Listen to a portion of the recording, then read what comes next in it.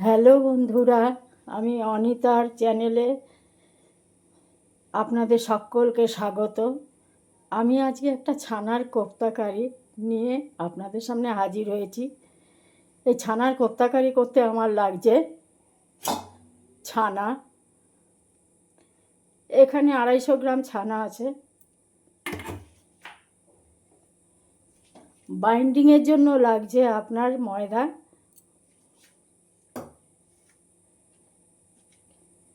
গ্রেভিটা বানানোর জন্য লাগবে আলু,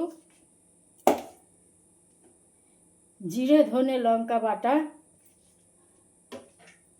আর একটু কাজু চালমগজ বাটা। এইবার আমি ছানার কোপ্তাকারির ছানাটা রেডি করব। হ্যালো বন্ধুরা,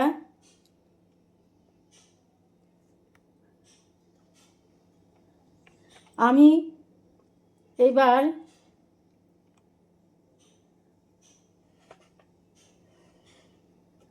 এই ছানাটা আমি মেখে আপনাদের কাছে ফিরে এসেছি। এই ছানাটা আমি এই যে একটু দেখিয়েছিলাম আপনাদের, একটু ময়দা, একটু নুন, চিনি, একটুখানি জিরে ধনের গুঁড়ো দিয়ে এই ছানাটা আমি ভালো করে মেখে রেখেছি। এবার আমি একটা কড়াই বসিয়ে এটাকে কোপ্তা হিসেবে ভাজবো।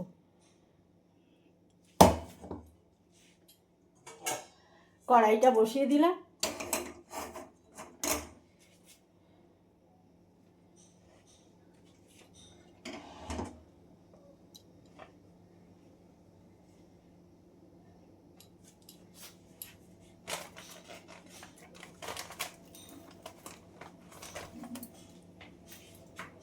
এবার গ্যাসটা জ্বালিয়ে দেবো।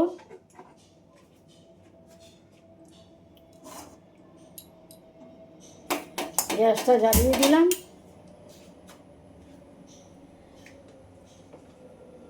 এবার কড়াইটা গরম হলে আমি এর মধ্যে তেল দেব।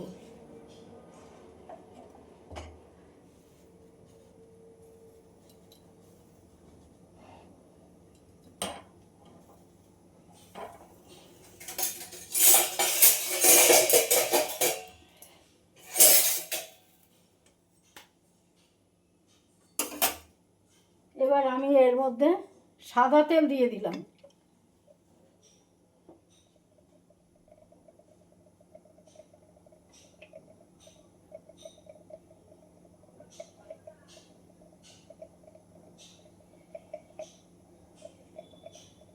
একটু তেলটা বেশি দিলাম, কোপ্তাগুলো ভাজবো তো, এই জন্য আমি তেলটা একটু দিয়ে দিলাম। এবার কোপ্তাগুলো তেলটা গরম হলে আমি ভাজবো।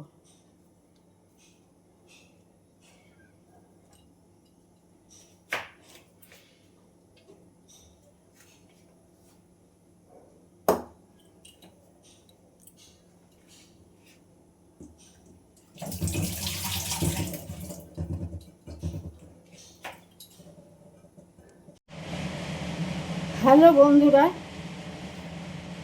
আমি এইবার আবার ফিরে আসলাম। কড়াইয়ের তেল আমার গরম হয়ে গেছে আর ছানার কোপ্তাগুলোও আমার বানানো হয়ে গেছে। এবার আমি এগুলো এক এক করে ভেজে নেব।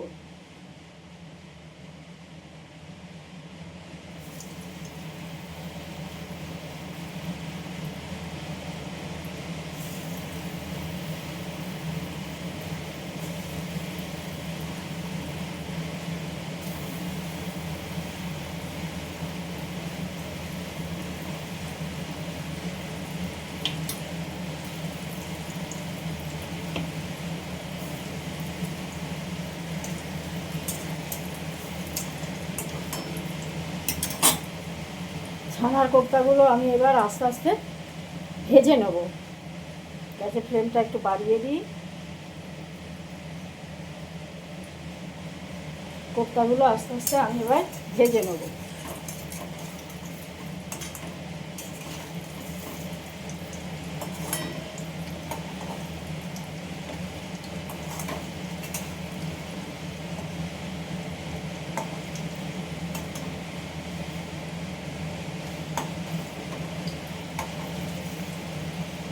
নিরামিষের দিনে এই ছানার দিয়ে এই কোপ্তা কারিটা করলে আর কিছু লাগে না, ভীষণ সুন্দর হয় এই কোপ্তা কারি।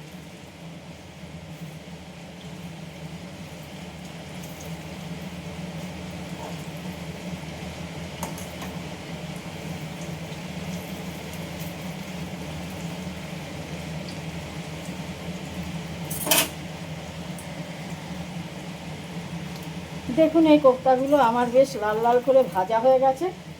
এবার আমি এটা আস্তে আস্তে তুলে নেব।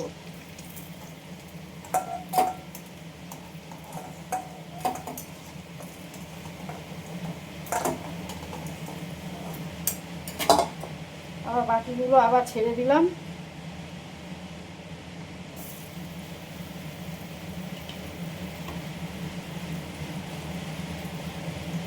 একইভাবে বাকিগুলো ছেড়ে দিলাম।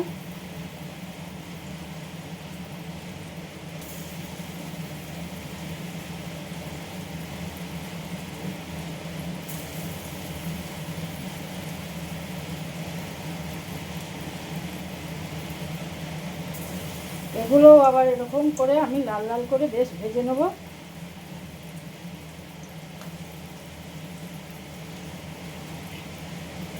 এই এই ছানার কোপ্তা কারিটা কিন্তু বেশ মাপে মাপে দিতে হয়। ময়দাটা এটা ছানার সঙ্গে ঠিকভাবে 250 গ্রাম ময়দার সঙ্গে আপনি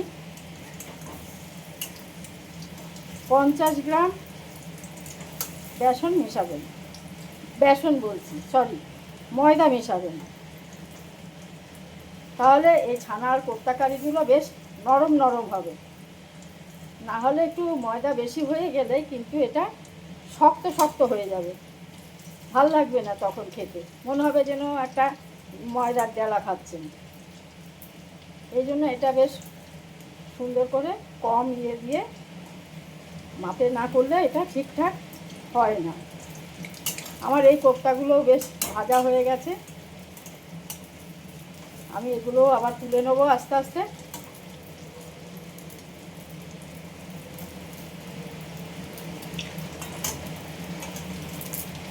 এগুলো আস্তে আস্তে এবার তুলে নেবো। এগুলো আমার লাল লাল ভাজা হয়ে গেছে।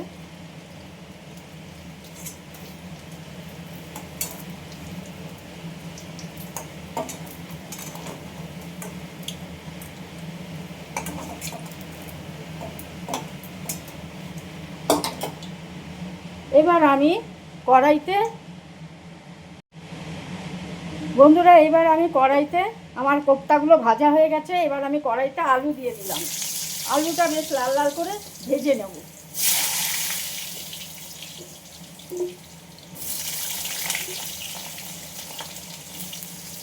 আলুটাও আমি বেশ লাল লাল করে ভেজে নেব। আলুটা একটু নরম হওয়ার জন্য আমি ঢেকে দিলাম।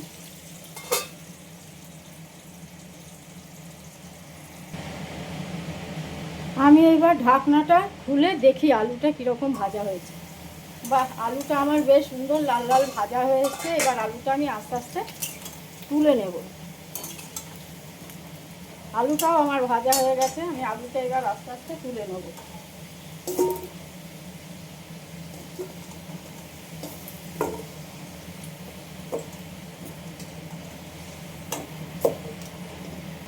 আলুটা তোলা হয়ে গেছে।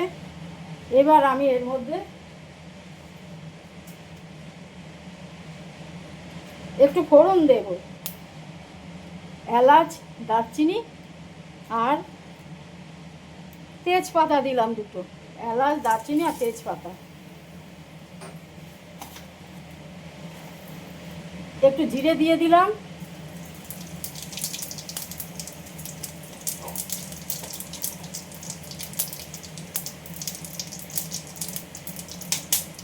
এবার টমেটো কুচিটা দিয়ে দিলাম।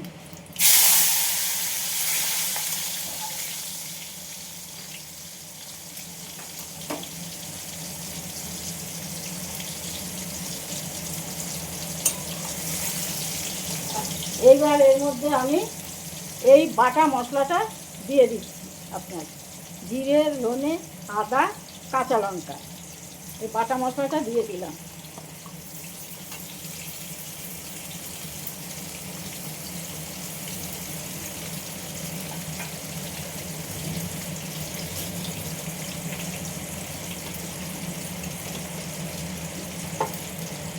এবার এর মধ্যে আমি হলুদ দিয়ে দিলাম, পরিমাণ মতো হলুদ দিলাম।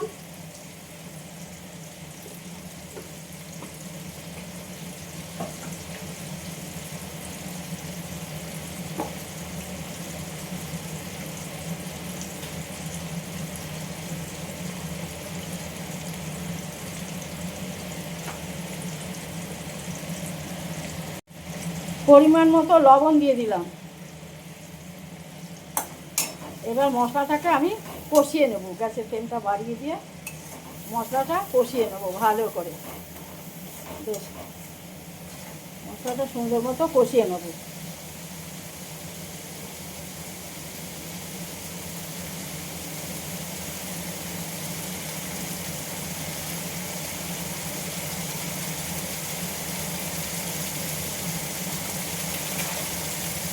এর মধ্যে একটু কাশ্মীরি লঙ্কার গুঁড়ো দিয়ে দিলাম।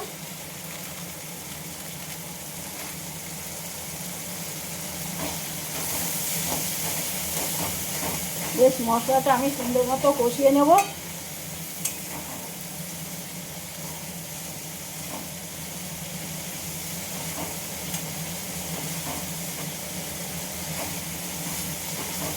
মশলাটা আমার কষা হয়ে এসছে। এবার আমি এর মধ্যে এই ভাজা আলুটা দিয়ে দিলাম। আলুটার সাথে এবার মশলাটা আমি আবার কষবো।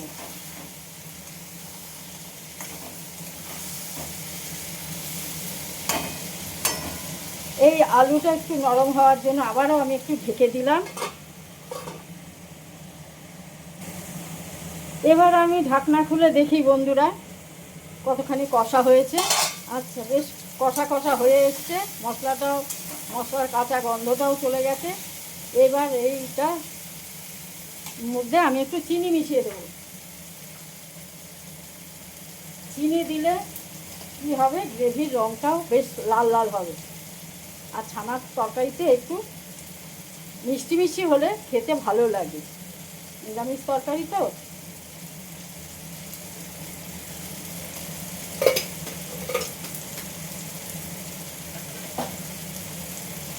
এটাকে ভালো করে চিনির সাথে কষিয়ে নিই।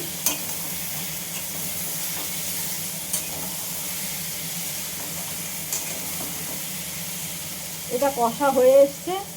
এবার আমি এর মধ্যে জল দেব। এর মধ্যে আমি একটু গরম জল দিলাম, কাঁচা জল দিলাম না, গরম জল দিয়ে দিলাম।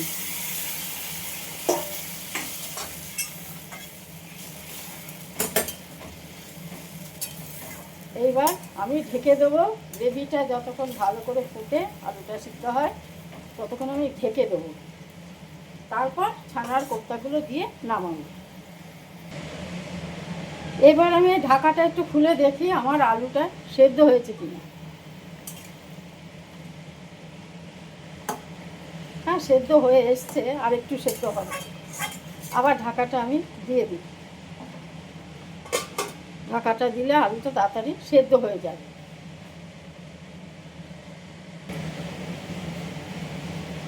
বন্ধুরা, এবার আমি আবার ঢাকাটা খুলে, আলুটা তো নরম হয়েই গেছে। এবার আমি এই কোপ্তাগুলো এক এক করে ঝোলের মধ্যে দিয়ে দেবো, এই ভাজা কোপ্তাগুলো।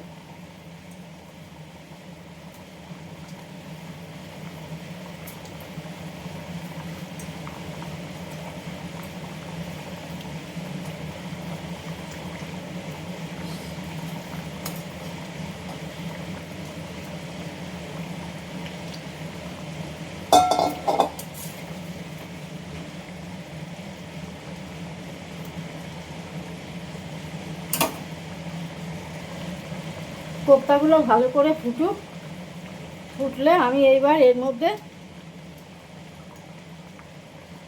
আমার এই চাল মগজ বাটা আর কাজু বাটাটা দিয়ে দেব।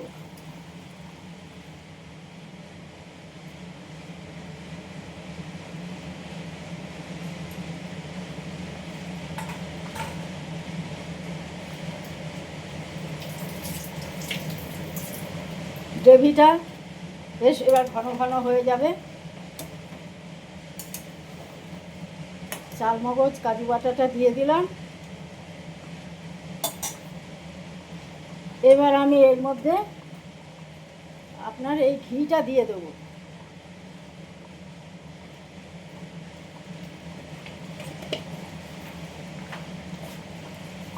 একটু গরম মশলা দিয়ে দিলাম।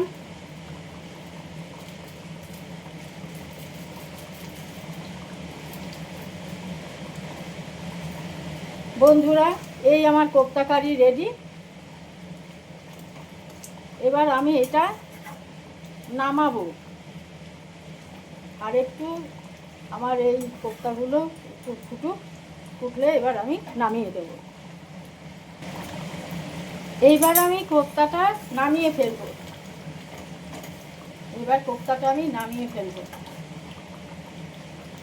গ্যাসটা অফ করে দিলাম।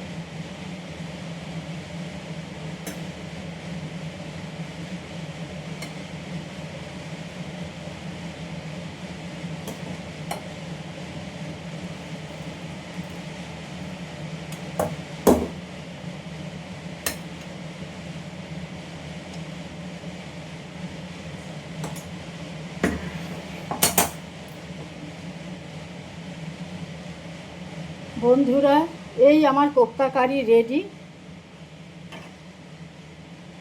এই রেসিপিটি আপনাদের কেমন লাগলো আমাকে জানাবেন। আপনারাও বাড়িতে এটা রান্না করুন, এই রেসিপিটি দিয়ে খেয়ে কেমন লেগেছে আমাকে কমেন্টে জানাবেন। এবং আমার চ্যানেলকে সাবস্ক্রাইব করুন, আমাকে অনেক অনেক লাইক শেয়ার করুন। নমস্কার।